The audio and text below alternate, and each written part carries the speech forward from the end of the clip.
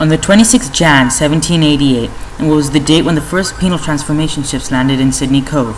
From 1788 to 1868, there was approximately 160,000 people entering Australia. Because of the gold rush in Australia, huge loads of people from different countries, including China, Germany, and Holland, went to Australia. The British migrated to Australia because they were forced to push from overcrowded prisons. There was a huge increase in 1941 to 1980 because of the increase of gold and other metals. In 2012, Australia was the highest exporter of plutonium and uranium. This was a mostly forced migration, with the strong push factor being branded as criminals as they wanted a new life and as the price of gold was high at that time. Aborigines didn't approve of this because of the huge massacre and eradication of their native culture.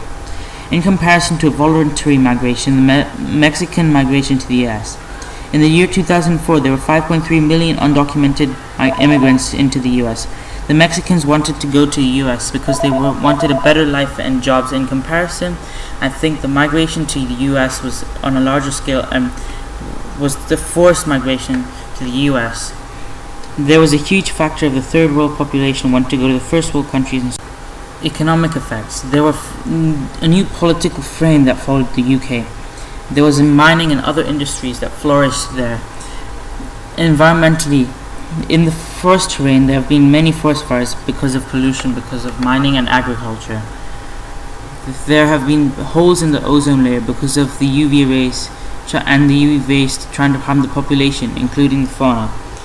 The introduction of wildlife and other bacteria that could have eradicated the local species. On the origin, the population of the origin countries decreased as there were not a lot of criminals and refugees. There was an increase of crime so that they can go to Australia.